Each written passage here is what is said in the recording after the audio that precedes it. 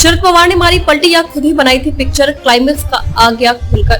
नमस्कार, मैं अंजना और आप देख रहे हैं GNE न्यूज। आइए नजर डालते हैं आज की खास खबर पर। लो फडणवीस जी पिक्चर का क्लाइमेक्स खुल गया, सुराग मिल गया। आपका कहना सही है कि कलाकार भी अंदर के हैं, पटकथा भी अंदर की, लेकिन यह कैसे छुपाएंगे कि पिक्चर में गब्बर तो रामगढ़ के बाहर से ही आया था।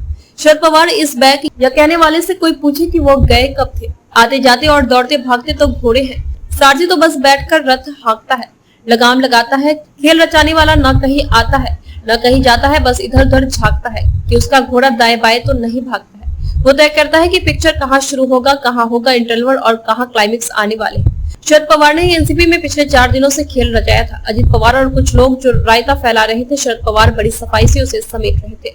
देवेंद्र फडणवीस ने कहा कि यह एनसीपी के अंदर की पिक्चर थी, कलाकार अंदर के थे, सारी स्क्रिप्ट अंदर की लिखी गई। जब तक इस पिक्चर का कोई क्लाइमेक्स समझ नहीं आ रहा था, तब तक इस पर क्या प्रतिक्रिया दूं। पर अगर यह पिक्चर अंदरूनी थी तो बिना गब्बर के शोले कैसे बनी। रामगढ़ में कोई तो होगा जो बाहर से आया होगा, चलो गब्बर नहीं तो मुगेम्बो ही सही, लेकिन यहाँ गब्बर के आने से हुआ यही कि रामगढ़ वाले एक हो गए। महाविकास अघाड़ी की गाड़ी चल पड़ी, टूटने से बच गई एनसीपी। न आधे इधर न आधे उधर, सारे के सारे वहाँ। शरद पवार जिधर थे। अंजलि दमानिया की प्रतिक्रिया गौर करने वाली है। उनका कहना है कि अजित पवार और प्रफुल्ल पटेल बीजेपी में जाने वाले थे। शरद पवार ने जो पिक्चर बनाई, उस शोले का जो असरानी जेलर का किरदार है, वह छोटे साहब का है। याद कीजिए, जब बड़े साहब इस्तीफा दे रहे थे तो छोटे साहब अंग्रेजों के जमाने के जेलर की तरह सबको हाँके जा रहे थे, उंगलियां नचा रहे थे, कह रहे थे होता है जो हो जाने दो। उस जेलर ने आज पीछे मुड़कर देखा तो आधे ने इधर थे न आधे उधर थे, उनके पीछे तो बचा ही नहीं था कोई, सारे के सारे थे वहाँ। शरद पवार थे जहां अजित पवार का साथ तो प्रफुल्ल भाई भी छोड़ गए। शरद पवार ने खुद इस्तीफे का ऐलान किया, किसी को नहीं इसका भान था।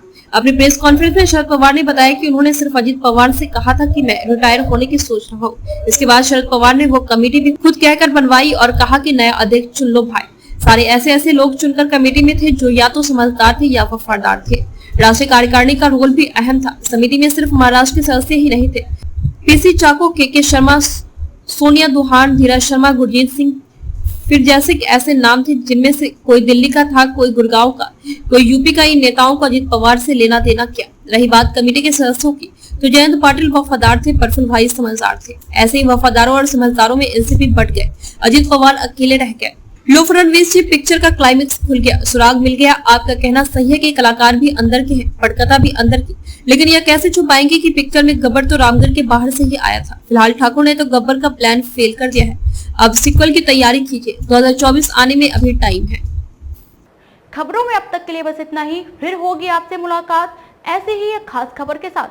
तब तक के लिए नमस्कार और बने रहिए GNE न्यूज के साथ।